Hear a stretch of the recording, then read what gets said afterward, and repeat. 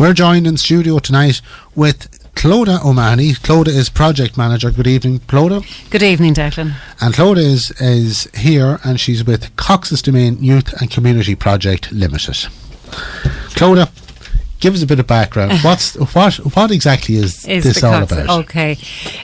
Coxes Demesne Youth and Community Project is our official title, but it's kind of known locally around Dundalk as The House. Very good.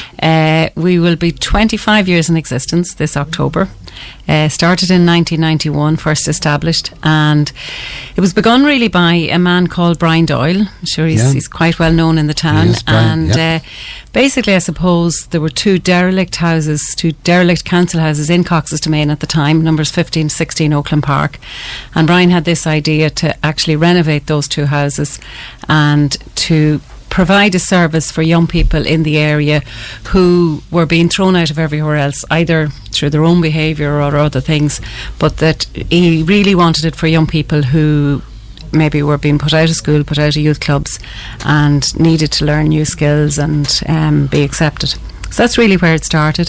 He himself started in 1991. He was a painter and decorator by trade at the time, and he just took 6 months and worked voluntary on the house with a group of young people who were about 17, 18 at the time, and they were on a false teamwork scheme. One of them actually was Garrett Weldon, who's now going up for election people before profit. Yeah. So they worked on it, and it was really done on a wing and a prayer because there was very little funding, and at the time the Louth Youth Federation came in to back it, and really and truly I suppose that's when it started with just two houses, and it grew and developed over the years. At this stage, in 1996, it was an end house, and in 1996 we kind of got funding and built on the equivalent of another two houses, so it's nearly like four houses, but it's purpose built inside. And at this stage, I suppose it's really grown and developed, and we're nearly a mini institution. We cater for about 250 children and young people on a weekly basis. How many people are involved in this? We would be a company limited now, and on our management committee we would have a very active management committee board of about 8 to 10 people, a mixture of local people but also people from the different state agencies like Mary MacDonald, the senior probation officer. And down through the years we had childcare manager, we had people from County Louth VC. But in terms of working now, I suppose we would have about 8 full-time workers and maybe then part-time workers and volunteers. Very good. It's a big outfit at this stage, yeah. And what sort of activities do you do? Okay. I suppose it's for young people, obviously, and it's about the personal and social and educational development of young people. We have a priority, and it's stated in our aim, we have a priority for young people at risk in the community. We've a wide range of programmes. We would have an after-school service for children aged 6 up to 12 years, and they basically come every day after school and they do their homework. Get homework support, and then they get a hot meal and activities, so they're kind of looked after, I suppose, from 20 to 3 until 6 o'clock. We work very closely with the local schools, so the workers actually go over into the school and they do the homework in the school, and then the young people come over to the project and have a hot meal and do activities. So it gives them a chance rather than going home and forgetting about doing the homework and not. Yeah.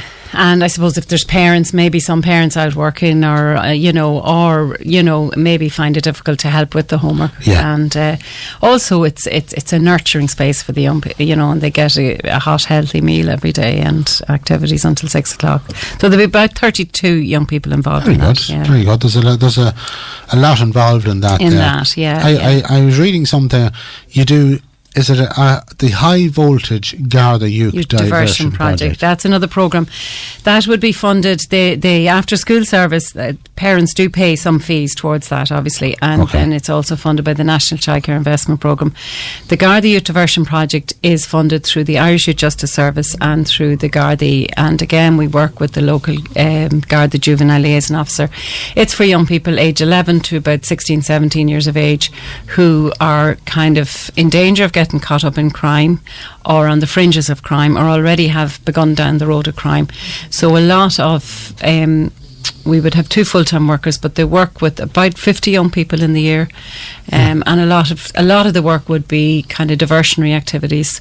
At times, maybe when they could get into other stuff that wouldn't be, and a lot of it too would be looking at things like programs around substance misuse, alcohol awareness, anger management, even looking at if they're beginning to drift into crime, kind of doing offending behaviour programs and looking at kind of, and maybe even developing skills, absolutely. They do a lot in the summer of outdoor pursuits and night walks and a lot of out and about, and also they do some actual clean-ups in the, so the whole idea is to develop to a kind of a social and a civic spirit, and they do clean-ups in the area, and they might do something for the old people and stuff like that, Yeah, because again, you could have somebody there who has a skill, and because it's not encouraged to come out with it, that if you can get through various programs there, that we would have they do a lot of art, a lot of cooking.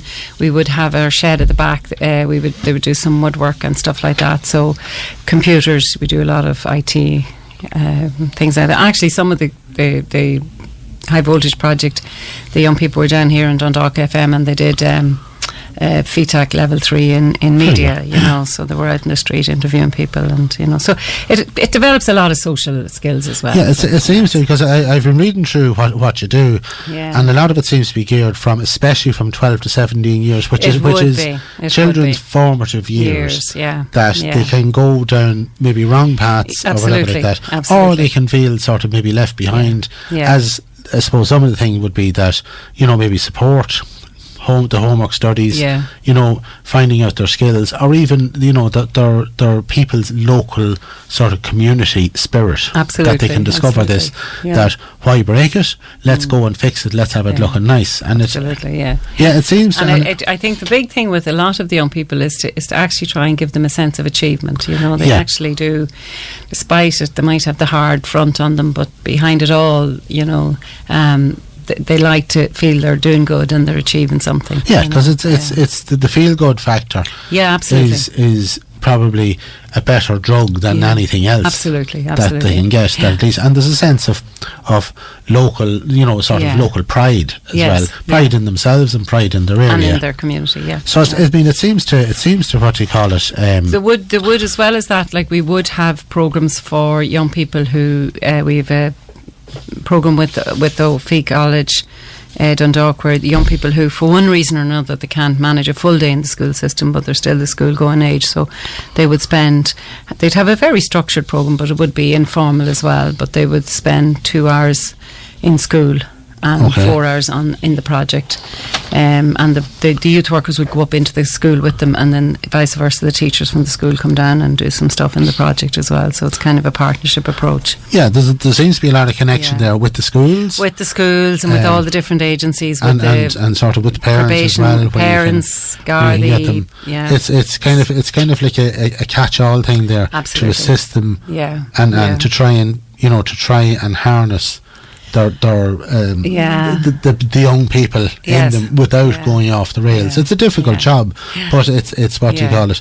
I'm sure you've had some great successes there. We have, and I suppose it's difficult sometimes. I think sometimes the 13, 14, 15, that age is the kind of age, it's the kind of risky age, and if you can get them the other end of that, sometimes they do come out the other side. Also, I suppose you have to sometimes say, well, what is a result, and sometimes, it can be hard at the time to see positive results, but then you will see it later on. I suppose we'd also get funded through TUSLA, the Child and Family Agency, and through LMETB would give us teaching hours for some of the young people. We've a vast range of programs. We'd have youth clubs, summer youth project, so very good. Yeah, it's busy place. You also have a kitchen. Let's get on. Let's get down to brass tacks here, right? And the reason, I suppose, and I'm delighted that you were able to come on tonight, because I am too. we got for the invite. Absolutely, we got a request in from yourselves, and we get within the Lions Club, we would get regular requests for some element of funding. We're a bit like yourselves, that we have to fundraise ourselves. I know. We 100% of what we collect goes out to local projects. And we got a request in from yourself there, and again, the members in the club will be very aware of what the house is, and we call it. We would probably know it as the house. Again, when we look through some of the offerings that you have on there, which is the after school service, the high voltage diversion project, the gaining ground probation project, the Friday project, the Second Chance project, youth clubs, summer youth project, North Dundalk Family Support Hub, and Teen Parent Support Project. Now, you have a kitchen which was put in place 19 years ago in 1996, when the project was smaller and had less children, young people and projects availing of it. It also wasn't designed at the time for the volume of use it has now, nor with the health and safety considerations that are currently advisable when preparing food for children and young people. So you want to extend your kitchen, upgrade and refurbish it, because you're getting big. We are getting big, and I suppose the kitchen is literally used all day. The Second Chance project, which is like an alternative education project, they both prepare their dinner every day and cook it, and now would be only 10 or 12 of them, so it's not too congested. But when the after school children are there, there's 32 of them with four leaders. So it's the old kitchen, it just became too congested. Yeah. I suppose they were getting hot food served every day, and just in terms of health, the kitchen was getting old and chipped, and in terms of even health and safety and serving food to children. But it's wear and tear. It's wear and tear. Come here, it's fantastic. It's been used right? Constantly. It's been used constantly there. Yeah. It's fantastic. And so I suppose it's the heart literally of the project. The kitchen always was, you know. And it would. And again, if you look at a normal house, the kitchen is generally, you go into a house, the kitchen is where everybody hangs around. Yeah. Maybe because there's food there, but that's where we hang around. So in your letter there, the cost of the extension is €28,000, and to date you have secured 12,500. Well, actually, since that letter now, we received some money from the old and underprivileged in Dundalk, and we also received a bit from some businesses. So I think to date we probably have about 15,000, maybe 15,500, which is great. Well, I think I'm glad Irene joined us here, because as President, Irene has a little envelope there, I think, for you. It's fantastic. So we'll I know you can't see this on air, but we will take a photograph of the official handover and put it up on our Facebook page. Yeah. Anyway, Irene, I'll hand over to you. Yeah, we're delighted to be able to present you with a cheque towards your kitchen. It's a fantastic project, everything you do and all the children that you reach out to, and that will carry on for years and years as they will go through their life. And I'm sure you're actually probably seen some of their children come through as well. Absolutely, I am anyway. So it's a brilliant project, and we're delighted to be able to give you a cheque here towards your kitchen, and very best of luck with the project. Okay, thanks very, very much, Irene and Declan and all the Lions Club. It's fabulous to get this, and it will add to our fundraising, and we're getting there. And as I say, everything counts, and it's marvellous. So thank you very much. No problem. We're delighted to do it. Really appreciate it, because I mean, I'm aware that the Lions Club yourselves would spend a lot of time fundraising. So you know, that's what it's for. It's for we fundraise for local causes there, and I mean this is a cause which I certainly know at the meeting, like, there wasn't even a question. It was can we afford to give more? Again, we've certain constraints there, of course. But we were absolutely delighted to partake in it there, and we have many hot meals, and we might drop in for a cup of tea absolutely someday. You're more than welcome, and as I say, the work is well on, so every bit of money that comes in is fantastic, and we'll certainly absolutely, you have the number now, so you're more than welcome anytime. Thank you very much. And that was Clodagh O'Mahony joining us tonight from Coxes Demesne Youth and Community Project, and really fabulous work that you do there. So I suppose it's just a big thank you, sorry Declan, on behalf of all the management, the staff, and especially on behalf of the young people, to the Lions Club Dundalk. Thank you.